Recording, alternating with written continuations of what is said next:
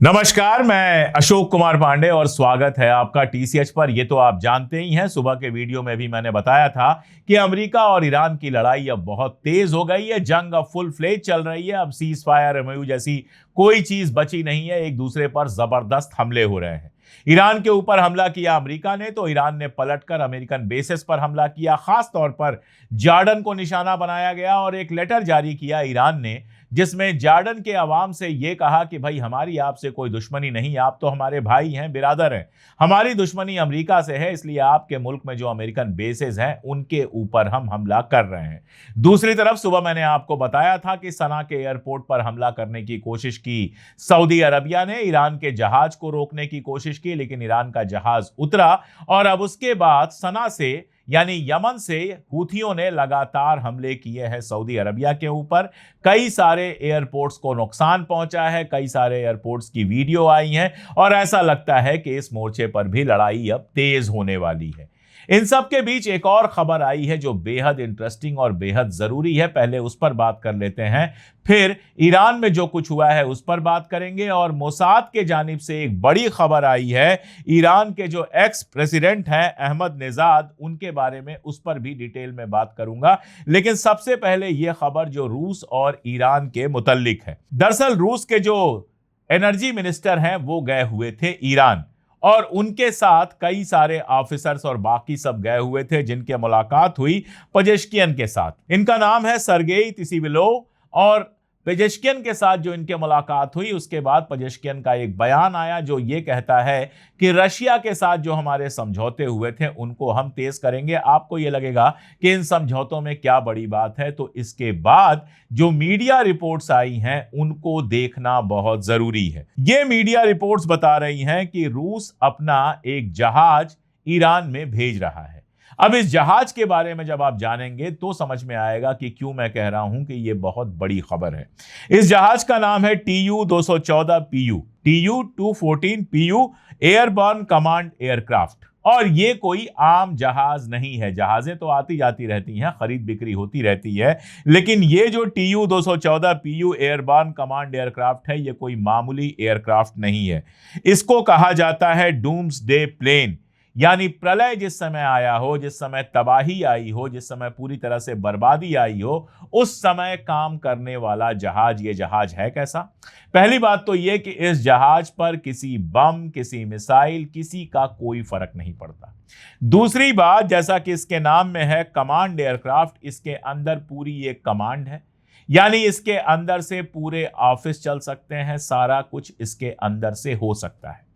यानी अगर तेहरान में इजराइल और अमेरिका मिलकर तबाही मचाते हैं और ईरान के लीडर्स को मारना चाहते हैं, तो उनके लिए यह जहाज है। वो इस जहाज के अंदर बैठकर अपने सारे ऑपरेशन कर सकते हैं और किसी मिसाइल और किसी चीज का कोई फर्क नहीं पड़ेगा।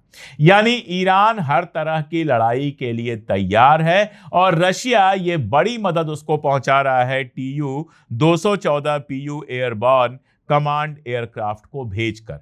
अगर पूरा कमांड सेंटर, अगर पूरा जो मुख्यालय सरकार का हो, वो भी खतरे में आ जाए और जंग के हालात बने रहें, तो इस जहाज के अंदर से ऑपरेशन हो सकता है। इस जहाज में राष्ट्रपति, रक्षा मंत्री और सेना के बड़े अधिकारी सुरक्षित रह सकते हैं, महफूज रह सकते हैं, सेना को आदेश दे सकते हैं और देश भर की सुरक्षा एजेंसियों से संपर्क बना के रख सकते हैं। तो ईरान बिल्कुल आखिरी आर पार की लड़ाई के लिए तैयार लग रहा है। और जैसा मैंने कई बार आपसे कहा है कि रशिया और चाइना इस लड़ाई में कभी सीधे शामिल नहीं होंगे, लेकिन ईरान बना रहे, ईरान की रेजीम बनी रहे, ये उनके लिए भी जरूरी है। इसलिए रशिया और चाइना ईरान को वो हर चंद मदद उपलब्ध कराएंगे जो उसके लिए जरूरी है, जो उसके वजूद के लिए जरूरी है, जो अमेरिका और इजराइल से टकराने के लिए जरूरी है। यानी ईरान, यह खबर यह बताती है कि ईरान और रशिया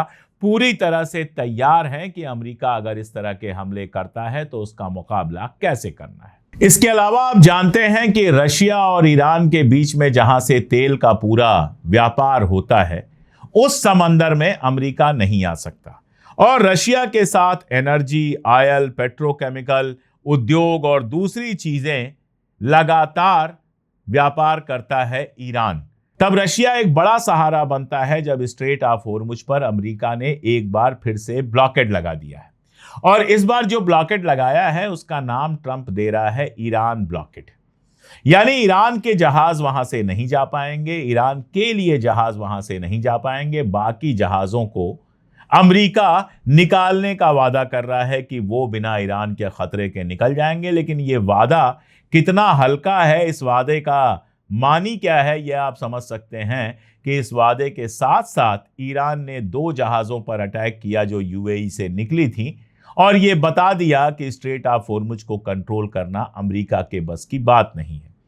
मैं सुबह आपको बहुत डिटेल में बता चुका हूं कि कैसे ट्रंप पैसे मांग रहा है, 20% मांग रहा है, और इसको पैसा कमाने का पूरा धंधा बनाना चाहता है। लेकिन जंग ट्रंप के कहने पर या ट्रंप के इशारे पर नहीं चलती, जंग चलती है अपने तरीके से। और ईरान इस बात को पूरी तरह से सुनिश्चित करेगा, यह बात बिल्कुल तय करेगा कि स्ट्रेट ऑफ होर्मुज से जहाजें बिना ईरान की परमिशन के ना निकल पाए। लेकिन इतना तो तय है कि स्ट्रेट ऑफ होर्मुज फिलहाल के लिए ब्लॉक है। अमेरिका ने भी ब्लॉक किया हुआ है, ईरान ने भी ब्लॉक किया हुआ है। और जो स्ट्रेट ऑफ होर्मुज इस लड़ाई के पहले खुली हुई थी, वो स्ट्रेट ऑफ होर्मुज गले की हड्डी बन गई है अमेरिका के लिए। उसको नाक का सवाल बना लिया है अमेरिका ने, और फिलहाल कोई ऐसा रास्ता दिख नहीं रहा है कि वो स्ट्रेट ऑफ होर्मुज को खुलवा सके। अब अहमद नेजाद वाली खबर पे मैं जाऊं उसके पहले एक और खबर आई है इजराइल हायोम से।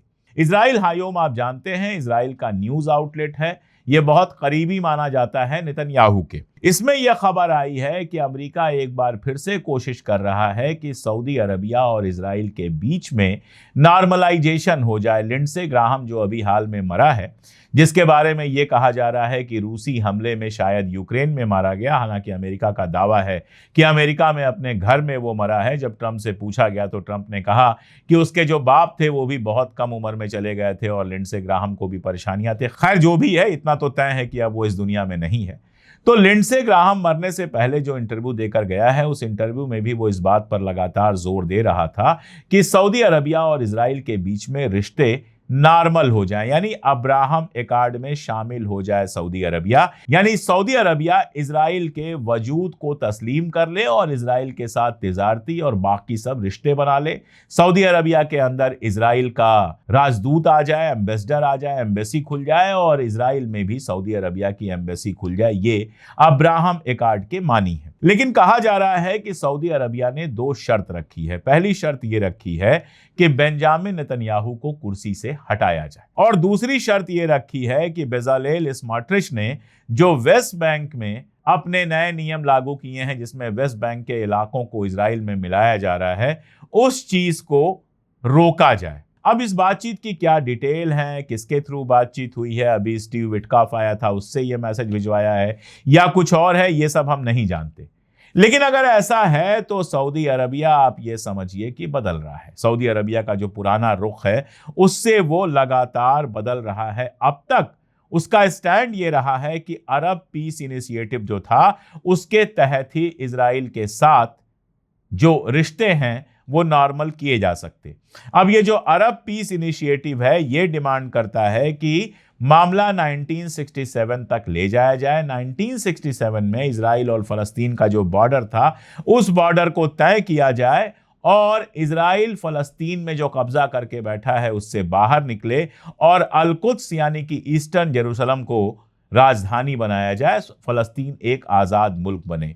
यह मांग अब तक करता रहा है सऊदी अरबिया। तो क्या सऊदी अरबिया अब पूरी तरह से समझौता कर रहा है और ये छोटी मोटी शर्त रख के इजराइल के साथ रिश्ता नॉर्मल कर रहा है? ये बड़ा सवाल होगा। बड़ा सवाल इसलिए होगा क्योंकि नेतन्याहू के कुर्सी से हटने से कुछ नहीं होगा। सांप नाथ जाएगा तो नागनाथ आके बैठेगा।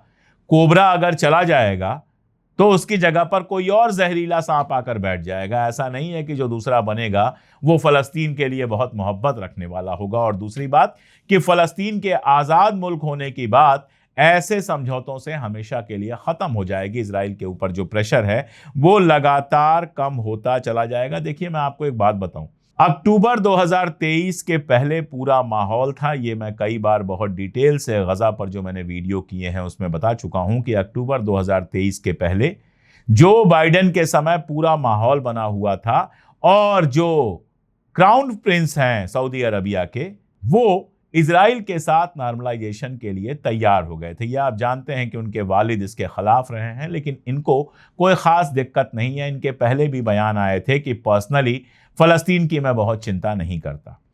अब ये 7 अक्टूबर 2023 हुआ, उसके बाद जिस तरह से फ़लस्तीनियों के ऊपर जुल्म ढाए गए, उसके बाद से आवाज़ें बदली थीं, लेकिन अब लग रहा है कि फिर से उसी पाले में जाकर बैठने की तैयारी कर रहे हैं। और जिस तरह से कल सना पर हमला हो रहा है, ये भी लग रहा है कि ईरान के खिलाफ भी अमेरिका के साथ खुल के जाने को तैयार है। अब ऐसे में पाकिस्तान भी क्या इजराइल के साथ अपने संबंध नॉर्मलाइज करेगा, जब सऊदी अरबिया के साथ उसका सिक्योरिटी अरेंजमेंट है? और सऊदी अरबिया अगर वाकई इजराइल के साथ अपने रिश्ते नॉर्मल करने जा रहा है, तो पाकिस्तान के लिए भी यह सवाल बड़ा होगा कि क्या सऊदी के पीछे पीछे वो भी इजराइल से रिश्ता नॉर्मल करेगा। वैसे इस खबर को 100% सही मत मानिए, इजरायली अखबार में आया है। इस खबर पर वही जो मैं कहता हूं कि पिंच ऑफ सॉल्ट के साथ आप देखिए। यह खबर पूरी तरह से गलत भी हो सकती है, आधी सही भी हो सकती है और सही भी हो सकती है। लेकिन अगर ऐसा होता है तो सऊदी अरबिया ये समझिए कि पूरी तरह से 360 डिग्री पे टर्न ले रहा है और फलस्तीन के मुद्दे को हमेशा के लिए छोड़ रहा है। अब आते हैं मोसाद और ईरान के एक्स प्रेसिडेंट अहमद नेजाद पर जो खुलासा हुआ है, और यह खुलासा न्यूयॉर्क टाइम्स की एक रिपोर्ट में हुआ है। उस पर यह खुलासा ये बता रहा है, देखिए अहमद नेजाद के बारे में मैं आपको एक बात बता दूं कि जब वो प्रेसिडेंट हुआ करते थे तो ईरान में उनसे बड़ा इजराइल का विरोधी, इजराइल के मुखालिफ, उनसे ज्यादा बोलने वाला शायद ही कोई हो। जब अभी बारिश हुई थी ईरान में, तो जो ये थ्योरी आई थी कि अमेरिका और इजराइल ने बादलों के साथ खिलवाड़ किया है जिससे ईरान पर बारिश नहीं होती, तो ये बात सबसे पहले अहमद नेजाद ने ही कही थी। अहमद नेजाद के सैकड़ों बयान आपको इंटरनेट पे मिल जाएंगे जिसमें वो कह रहे हैं कि इजराइल का वजूद खत्म हो जाना चाहिए। ऐसे में जब अचानक खबर आई थी कि उनसे इजराइल की बात चल रही थी और अभी जो रेजीम है उसको हटाकर उनको गद्दी पर बिठाने की बात चल रही थी, तो कई लोगों को भरोसा नहीं हुआ था। अब ये जो एनवाईटी की रिपोर्ट आई है, ये बता रही है कि 2022 के आसपास से मोसाद, जो इजराइल की खुफिया एजेंसी है, उसने अहमद नेजाद के साथ रिश्ते बनाए। यहां तक कि विदेशों में कई सारी मुलाकात हुई। अहमद नेजाद की कई सारी विदेश यात्राओं का जो खर्चा है, कहा जा रहा है कि ये मोसाद ने उठाया। खासतौर पर हंगरी में कई सारी मुलाकातें हुई हैं अहमदी नेजाद की इजराइल के मोसाद और उसके ऑफिसर से, ऐसा ये रिपोर्ट बता रही है। कहा यह जा रहा है कि यह बात ईरान के जो अभी की लीडरशिप है उसको पता चल गया, और उसके बाद अहमदी नेजाद को रखा गया है, जेल में रखा गया है, उनके घर में ही, मतलब घर में ही हैं वो अपने, लेकिन वहां पर पूरी ईरानी निगरानी है जिसके बिना ना वो बाहर जा सकते हैं ना अंदर आ सकते हैं। तो कुल मिला के खबर यह है कि ईरान का एक एक्स प्रेसिडेंट, जो पहले इजराइल के बड़े विरोधी थे, बड़े मुखालिफ थे, उनको मोसाद ने किसी तरह से खरीदा और इस बात के लिए राजी किया कि अभी जो रेजीम है, उस रेजीम को खत्म करने के बाद हम आपको ईरान का राष्ट्रपति बनाएंगे। यानी ये जो प्लान था कि पहले खामनेई साहब को शहीद किया जाए, लीडरशिप के बड़े हिस्से को मार दिया जाए, और उसके बाद जनता ईरान की सड़क पर उतरे, ये अहमदी नेजाद के नेतृत्व में होना था। और उसके बाद अहमदी नेजाद को कुर्सी पर बैठ जाना था। ये जो शाह बैठा हुआ है अमेरिका में और ख्वाब देख रहा है, वो ख्वाब पूरा होना ही नहीं था। आपको याद होगा ट्रंप से एक बार पूछा गया था शाह के बारे में, तो ट्रंप ने कहा था कि उससे कई बेहतर लोग हैं ईरान की गद्दी पर बैठने के लिए। तो अहमदी नेजाद को इस बात के लिए तैयार किया गया था, खरीदा गया था, प्रेशर बनाया गया था, क्या क्या किया गया था। लेकिन कुल मिला जुलाकर आप ये कह सकते हैं कि अहमदी नेजाद मोसाद के एसेट के रूप में काम कर रहे थे ईरान के अंदर, ये कहना है न्यूयॉर्क टाइम्स की रिपोर्ट का। अब देखिए, ये बात अगर आपको याद होगी तो ईरान वार जिस दिन शुरू हुआ था उस दिन ही मैंने कहा था कि आगे क्या होगा, ये रेजीम जाएगी या रहेगी, ईरान के अंदर क्या होगा, इसमें बहुत बड़ा रोल इस बात का होगा कि ईरान की आवाम कैसे बिहेव करेगी, और ये इस पर भी काफी हद तक निर्भर करेगा कि ईरान की जो सत्ता है उसके अंदर गद्दार कितने हैं। अब अहमदी नेजाद गद्दार हैं या उनको बदनाम किया जा रहा है, हम नहीं जानते, क्योंकि कानी साहब को आप जानते हैं, कानी साहब को इतनी बार गिरफ्तार करवाया जा चुका, इतनी बार कहानियां उनकी आ चुकी, इतनी बार उनको गद्दार कहा जा चुका कि कई बार लोग कंफ्यूज हो जाते हैं। लेकिन पता ये चलता है कि वो अपनी लीडरशिप के साथ आज भी शाना बशाना खड़े हैं, वो कहीं से गद्दार नहीं है। तो अहमदी नेजाद क्या हैं, गद्दार हैं या नहीं हैं, ये कभी बाद में पता चलेगा। अभी न्यूयॉर्क टाइम्स ने ये खबर चलाया है। ईरान के जो प्रोफेसर मरांडी हैं, उनका ये कहना है कि ये प्रोपोगेंडा हमें मजाकिया लगने लगा है। अगर अहमदी नेजाद सच में मोसाद को सपोर्ट कर रहा था तो वो खुद उसका नाम बाहर क्यों करेंगे? कोई भी खुफिया एजेंसी कभी अपने हैंडलर का नाम बाहर नहीं करती है। ऐसा करके तो जो बाकी एजेंट हैं उनके मन में डर पैदा कर रहे हैं कि कल को उनका नाम भी बाहर आ जाएगा। ये बात भी काफी लॉजिकल लगती है, क्योंकि अगर अहमदी नेजाद उनका एजेंट है तो वो बताएंगे क्यों, एक्सेप्ट क्यों करेंगे? एक्सेप्ट करने का मतलब ये है कि उसकी मौत पर इन्होंने मुहर लगा दी। तो ये एक तरीका हो सकता है ऐसी खबरें फैलाने का, ईरान के अंदर ऐसी खबरें जाएं जिससे ईरान की आवाम को लगे कि हमारे बड़े बड़े लीडरान जो हैं वो तो मोसाद के लिए काम कर रहे हैं, और वो भी डरें या फिर मोसाद के साथ जाने के बारे में सोचें। उनको लगे रिजीम तो टूटने ही वाली है। तो चाहे सऊदी अरबिया वाली खबर हो या अहमदी नेजाद वाली खबर हो, ये मैंने आपसे कहा कि पिंच ऑफ सॉल्ट के साथ सुनिए। ये खबर सही भी हो सकती है, आधी सही भी हो सकती है और पूरी तरह से गलत भी हो सकती है। जब वार चलता है तो उसके साथ एक प्रोपोगेंडा वार चलता है, और ये सब अमेरिका और मोसाद के प्रोपोगेंडा वार का भी हिस्सा बन सकते हैं। अभी जमीन पर जो दिख रहा है वो ये कि जंग लगातार बढ़ती जा रही है, और जैसा ईरान ने कहा था कि ये जंग अब अगर शुरू हुई तो निशाने खाड़ी के बाहर भी होंगे। देखना यह होगा कि ईरान ने आगे क्या प्लान करके रखा है और ट्रंप इस लड़ाई को चलाते हुए क्या क्या भुगतने को तैयार है, और अरब मुल्क फाइनली क्या पोजीशन लेते हैं, कब तक डर के झुक के दब के रहते हैं, ये भी बहुत इंपॉर्टेंट बात होगी। तो जब जैसे जो होगा मैं लगातार अपडेट करता रहूंगा। आप चैनल को सब्सक्राइब लेकिन जरूर कर लीजिए, जुड़ जाइए हमारे चैनल के साथ ताकि आपको लगातार खबरें मिलती रहे। सबसे तेज खबरों का वादा मैंने कभी नहीं किया, लेकिन सबसे क्रेडिबल, सबसे सही खबरें देने की कोशिश मैं लगातार करता रहूंगा। आज के लिए इतना ही, बहुत शुक्रिया।